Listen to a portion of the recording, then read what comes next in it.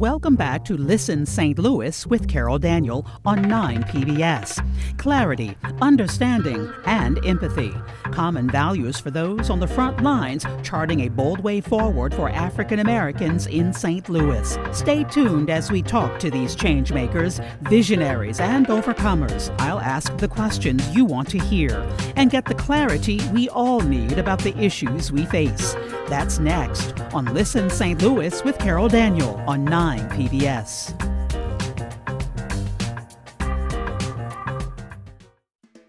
The holiday season may be merry and bright for some, but for many others, it's a time of increased stress, anxiety, and loneliness. The May 16th tornado has only added to the struggle. Coming up, therapist Candice Cox returns with helpful advice on how to navigate the grief, the loss, and the pressure to feel better. That's next on Listen St. Louis with Carol Daniel on 9 PBS. Listen St. Louis with Carol Daniel is supported in part by Midwest Bank Center, Orvin and Latrice Kimbrough, the Betsy and Thomas Patterson Foundation, and the St. Louis Development Corporation. Welcome back to another episode of Listen St. Louis with Carol Daniel. And the holidays are up on us, so we thought that we would bring back, I call her an historic guest because I think she's the only one who's been on this program, on this podcast 3 times. This is her third appearance, I just realized. I'll introduce her in a second. But we want you to do what we have been asking you to do since this podcast began, and that is to become a subscriber. It's so easy. And then secondly, to just hit that like button. I do it for other podcasts. Please do it for us as well here at Listen St. Louis. And then to share the podcast. We know when they're shared because that does show up, and that tells us that you appreciate the conversation enough to share it with someone else. I've told the story before that there's a husband and wife team who listen to this podcast on a regular basis, and if she sees the conversation first and he hasn't, she shares it with her own husband, and he does the same for her. So be in that kind of relationship. But we just want to thank you for listening all these months. And I can actually say all these years now because we're getting ready for season 3 of Listen St. Louis. So I said she's historic, and she is. Dr. Candice Cox, your third time here on Listen St. Louis with Carol Daniel. I am honored. Thank you for having me. I am honored. I'm so glad. I'm always so glad to see you.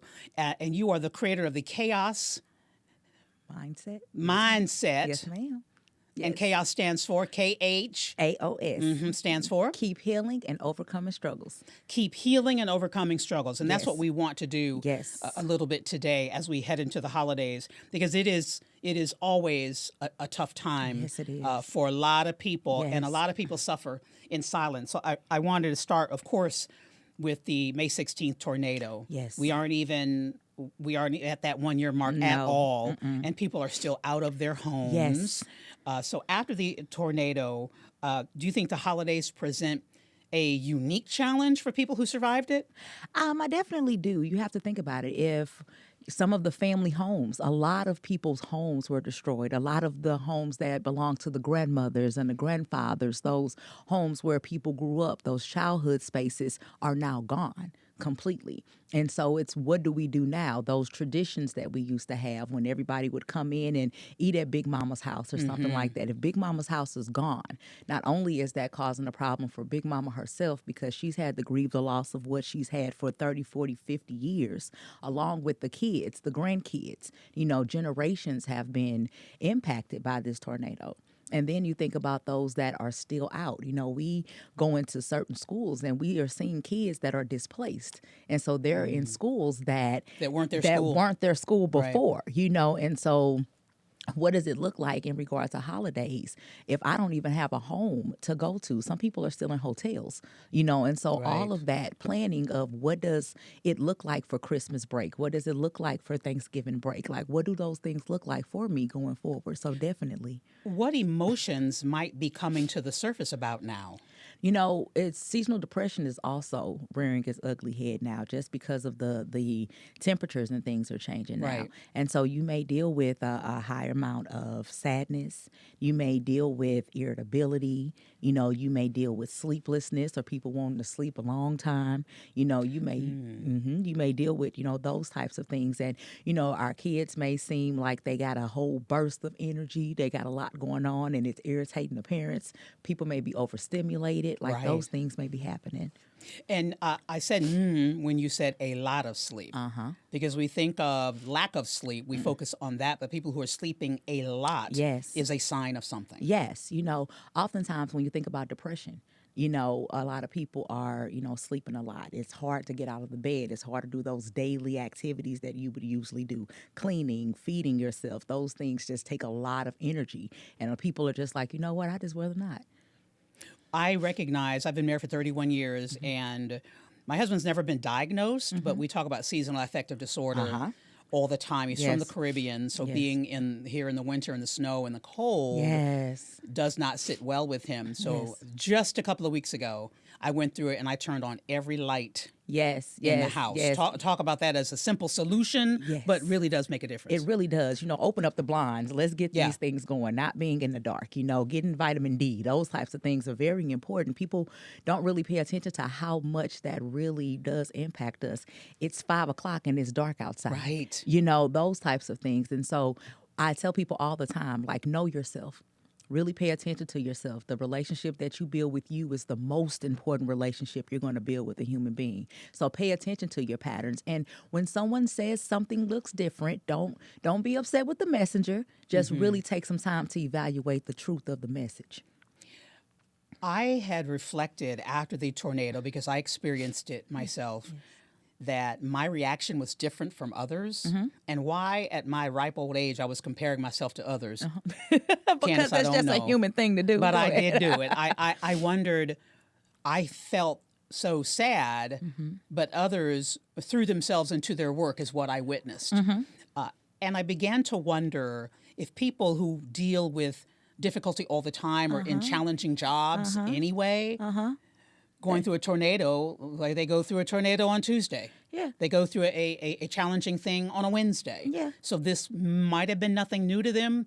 Help me unpack what I was witnessing. So, you have to think about it. When, I talk about it, when people are under a high amount of toxic and or traumatic stress continuously, they do the fight, flight, freeze, and fawn, and a lot of us are frozen, which means that we are emotionally disconnected and physically just moving.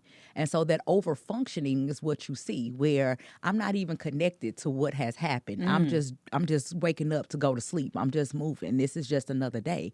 But what happens with those that are over functioning, what happens with those that are frozen, it starts showing up in other places. It may show up in I'm not eating or I'm eating a lot. It may show up in I'm snapping at people. I'm more aggressive than I would normally be. I'm more detached than I would normally be. But I'm getting the physical things done.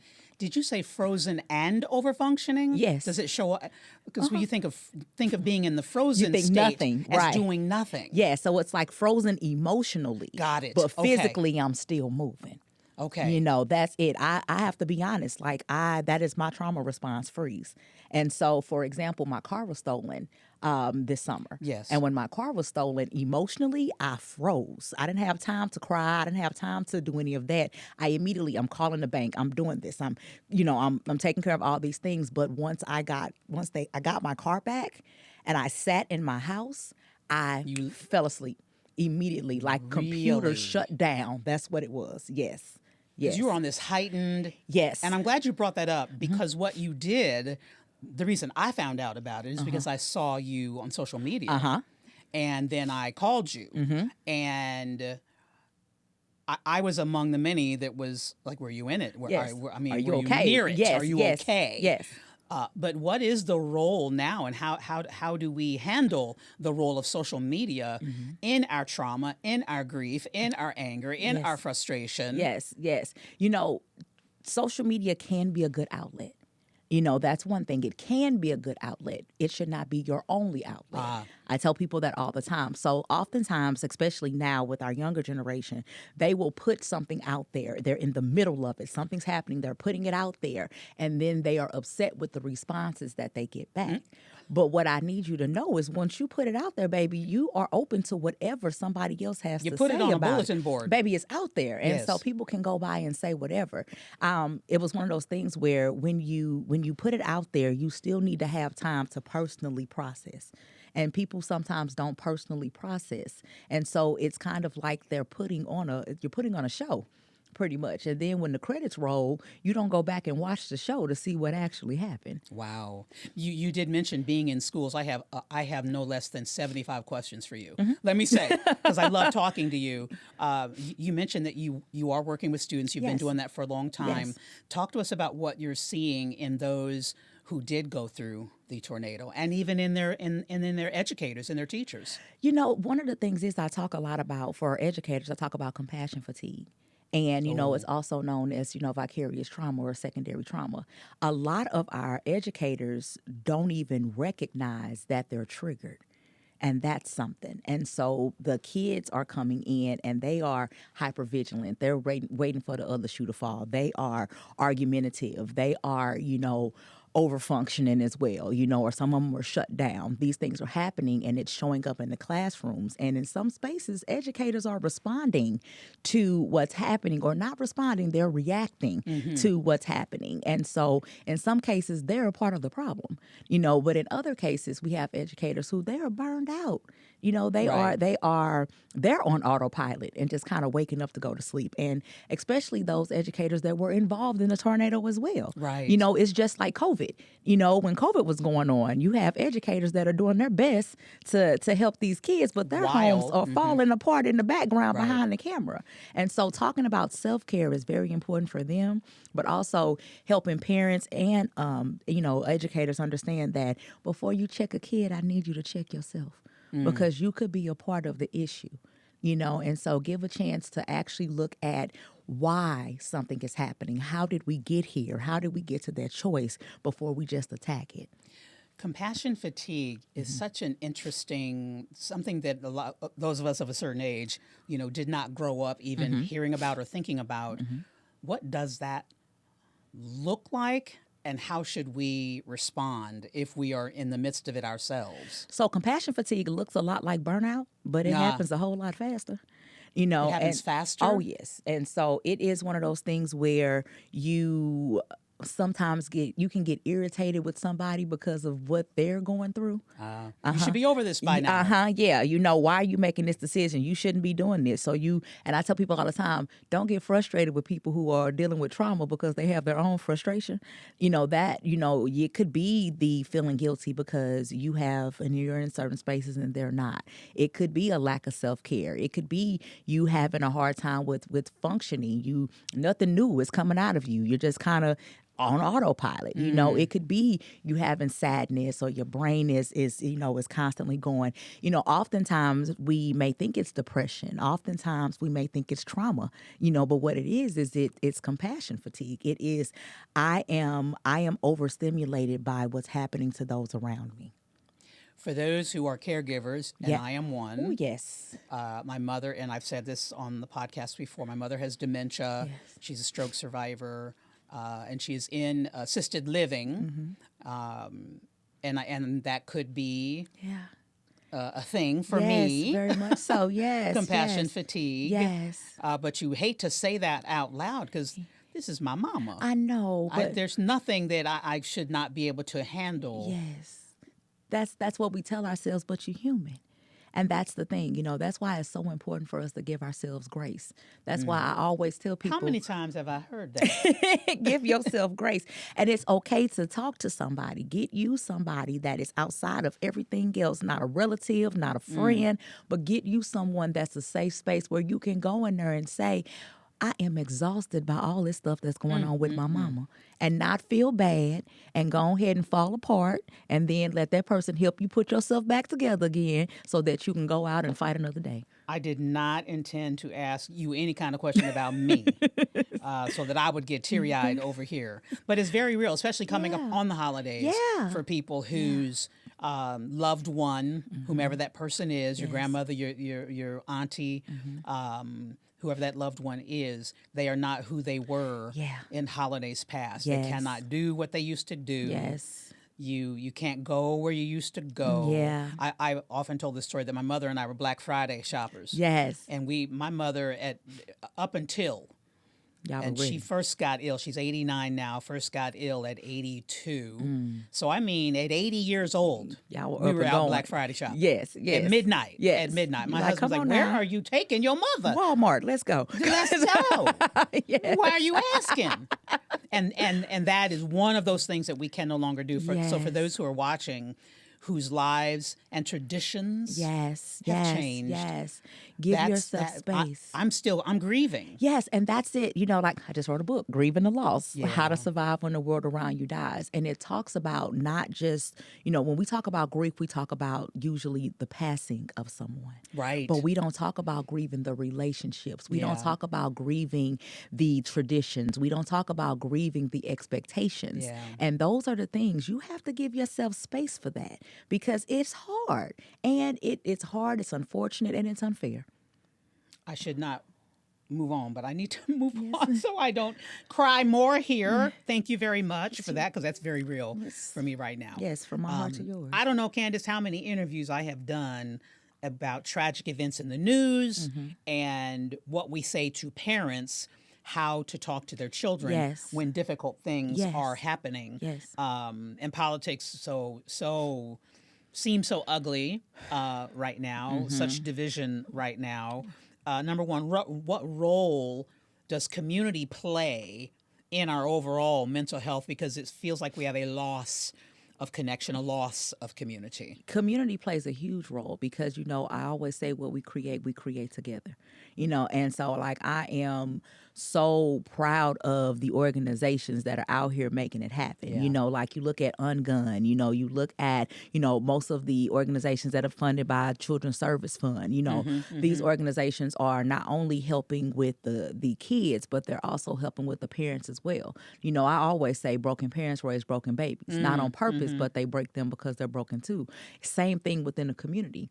Like if we are coming from a broken community, then how are the parents going to heal? How are the children going to heal? And so, being around individuals where you can say, like, I understand, I get that, I feel that too. Affinia has a once a month, kind of like, I call it a come to Jesus meeting for men, and I think that's absolutely amazing because we need that and we need those spaces, Toya always says it's like coming to church. I'm like, yeah, that's what it's like. Right. Where people can come and fellowship together because of social media, often we are seeing it all, but then we are feeling it in silos. Right. And so it's important for you to know that I'm not on this island by myself. It's important for you to know that somebody does understand, someone sees me, and that it's okay for me to feel these feelings and I don't have to do this on my own.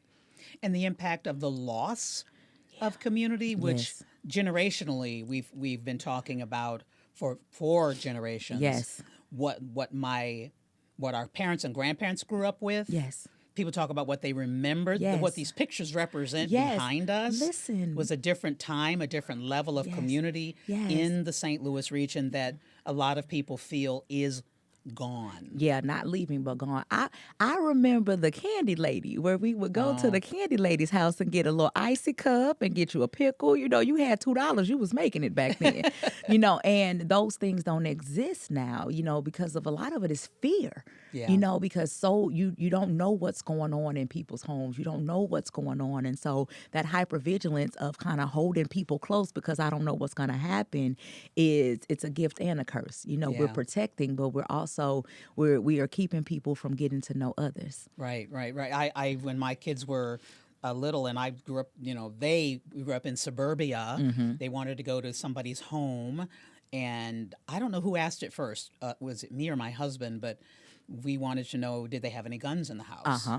Like all questions. And so I was appointed to ask. Yes.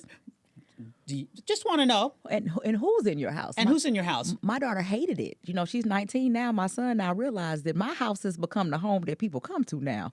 I 'Cause they didn't know it's expect safe. that, Yeah, but yeah. when she was younger, I'm showing up because I need to see where my child is going to be. I'm asking who's in the home, Right. what's in the home, those questions. Right. And if me asking these questions offend you, no, my child cannot stay because Absolutely. that makes me concerned that you are offended. Absolutely. Yeah, you shouldn't be offended by me Wanting checking to you know, out, please wanting and to thank know you. these I'm things. leaving Yeah. one of my most important things here with you. So yeah. And that particular time, I walked him. They said no. Walked him to the house, walk into the backyard, which is where the kids were gathering, and they had other people there that I did not know, and the table was filled with beer bottles. Now I have a choice to make. Yes, I do.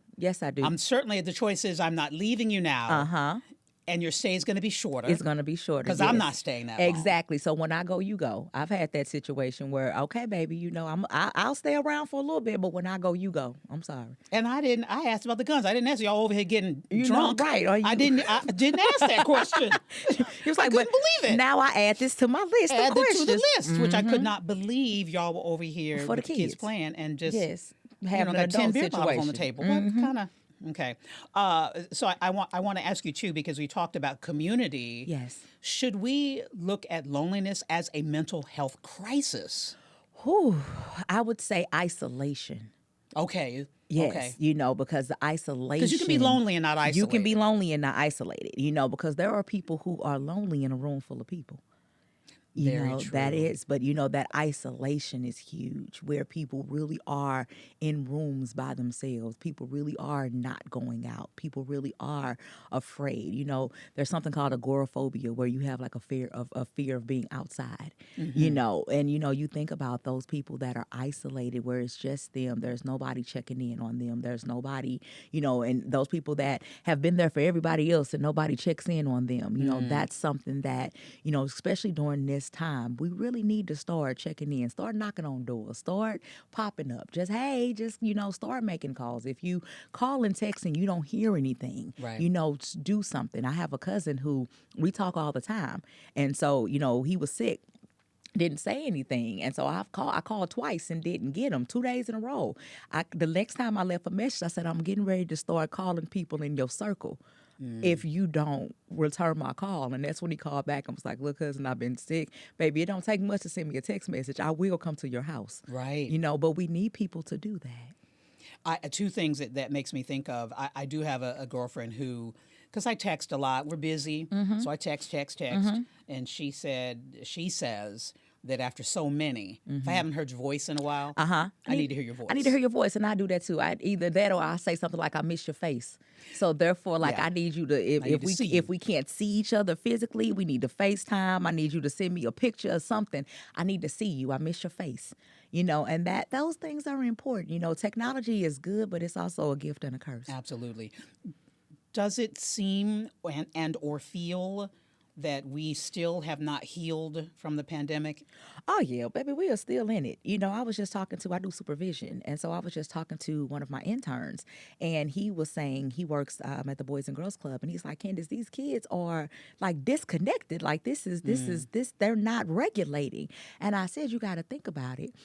For almost a year, people were in the home with people that were their triggers. They were in the home with people that were their abusers. They were in the home with this, our kids. A lot of married people realized that they didn't like their spouses. Wow. A lot of this happened. Yeah. And so the coping skills that we had that were outside of the home, we didn't have access to.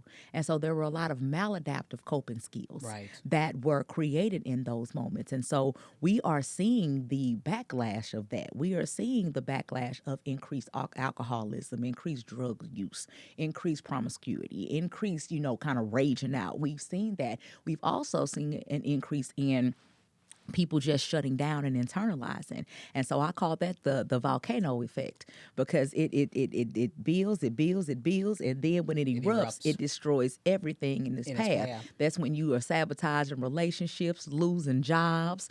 All of these things are happening, and it's all because from 2020 we haven't been regulated. Right. And a part of me feels like we might be asking the wrong question, or observing the pandemic, reflecting on the pandemic in the wrong way. Because if we only reflect on, well, we shouldn't have shut down. Yeah. If we only reflect on, we shouldn't have been made to wear masks, and we don't reflect on broken community, broken relationships, lack of mental health care. What happened to you? Yeah. That's the question. I always ask, what happened? How did that impact you? Right. How did that show up? What did you change? And when you ask someone, what were you doing before 2020 that you don't do now? Or what weren't you doing before 2020 that you do now? And people have to sit and think about it. It's like, Is that how have you changed? yes, how have you changed? How did it impact you? I say often we live life in play. So we don't pause and rewind, so that we can really see the impacts of things. So we need an intermission in so this yeah, play. yes we do. Yeah. So that we can go back and look and say, oh, Yeah. I see that. I do recognize that, we may have been a family that were actively together when we got home from work and from school. And now because we were in the home all the time, that, all right, I see that my son has been in his room for the past 3 years. I see that my husband has been isolated in the basement for the past 3 years. I see that we don't eat together anymore. We eat in different places now. We don't communicate anymore. The table became school. Because the table became school, or became the office. Yeah. And so home necessarily isn't home anymore. And we haven't gone back and processed or put it back together again. We just kept moving. So that is so powerful. So even if home might have been a safe space, it might have been a habit place. Yes. Right? Yes. And now it's neither of those things. Now it's neither. And now what is it? Right. We're frozen. Now when we go back to that freeze, we're frozen, and we just kind of went on autopilot, just waking up to go to sleep.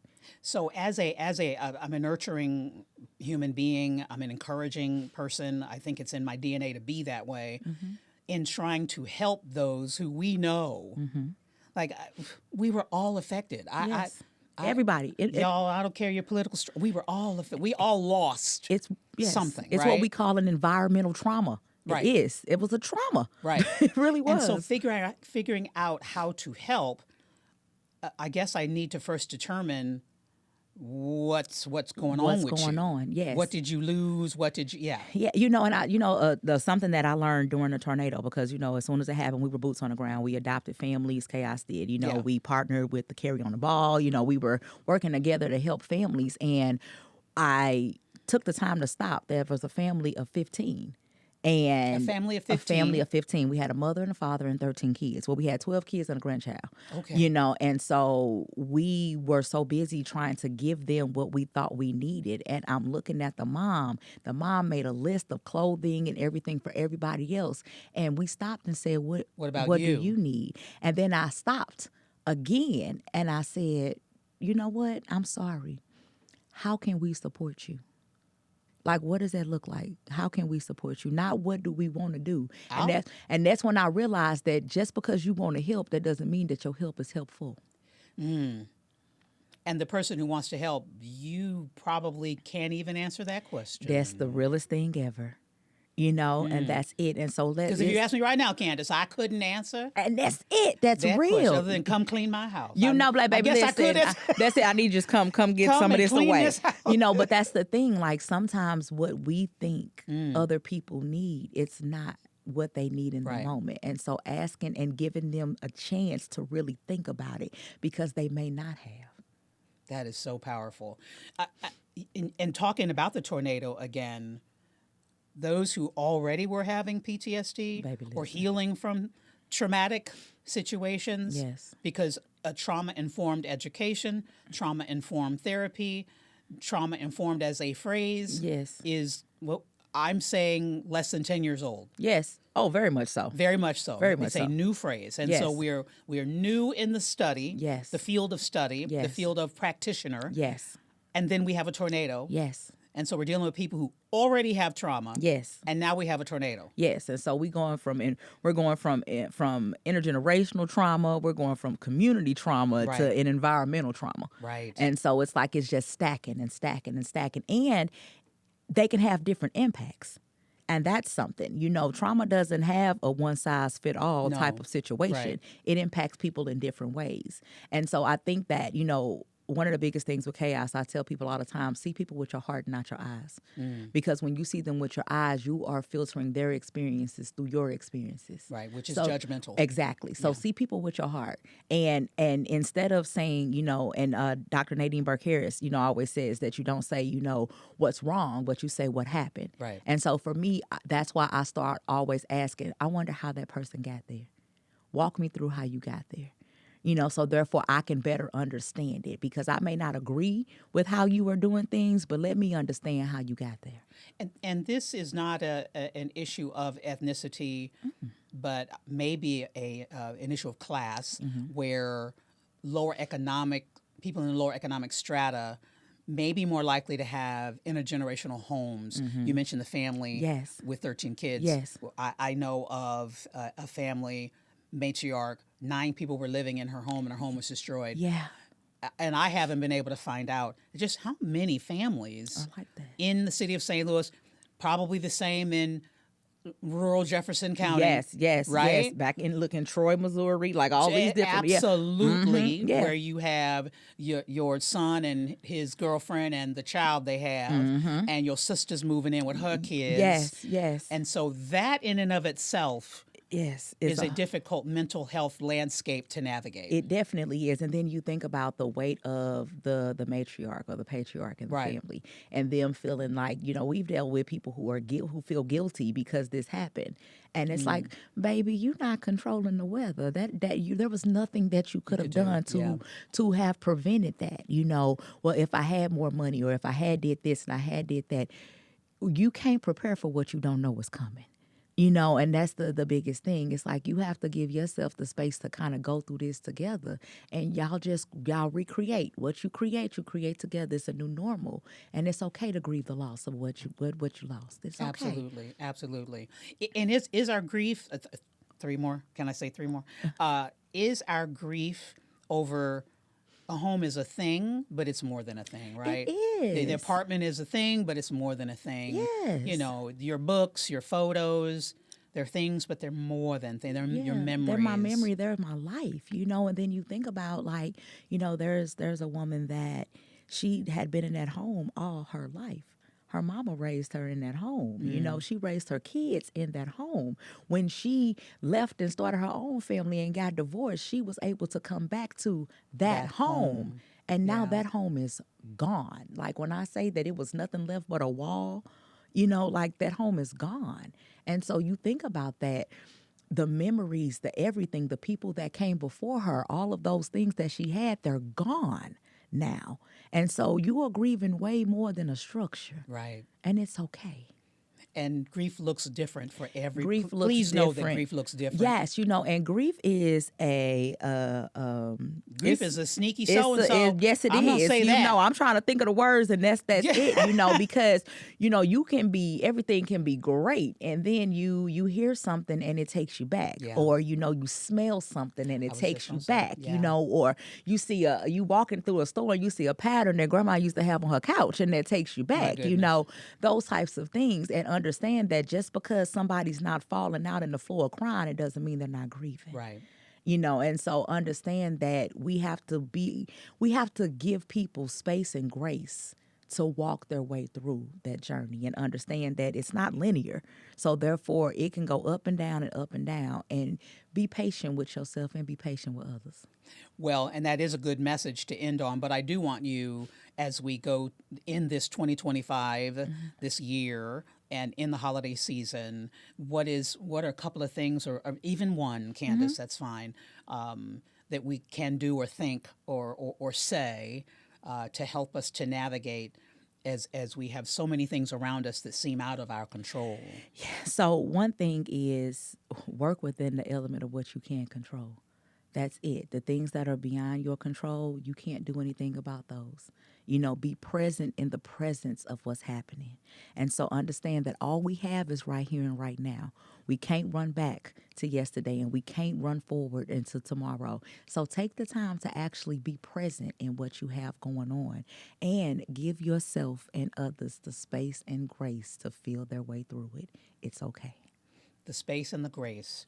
All right, we have asked this question throughout this season 2 of Listen St. Louis with Carol Daniel. It's based on the name of the show, and that is, who do you think we should be listening to? Honestly, listen to your kids. I think we need to be listening to the kids. I know that sounds a little crazy. Yeah, I did not see that coming. And the reason why I say that is because these babies are experiencing this world, and we are trying to make them live in a world that we know. And they know more in regard to technology. They know more in regard to some of the things that are happening around us. Take the time to listen to the younger generation. Don't be so busy telling them. Actually listen. That's important. I love that answer. It's always good to see you, Dr. Candice Cox. It's always good to be here. Thank you, my dear. I love dear. it and appreciate you. Thank you so much. Happy holidays to you. Thank you. Same to you as well. And happy holidays to you. And thank you for joining us for another episode of Listen St. Louis with Carol Daniel. This for sure, I say this about every episode, but this for sure is one to share. It really is. And if you are concerned about someone, you don't know what to ask, just share the episode. Right? They're going to find something in this that will help them, might even open up a conversation, a lane for you all to talk to them about what you are concerned about. So do share, and subscribe and like the podcast and leave us your comments. We love to read those. We hope you have a wonderful holiday season. Again, we are busy at work with season 3, which starts in January of 2026. I have some surprises for you. You are going to love it, so do, in fact, stay tuned and don't miss a thing. If you become a subscriber, you won't miss a thing. Thank you so much for joining us for another episode of Listen St. Louis with Carol Daniel, right here on 9 PBS.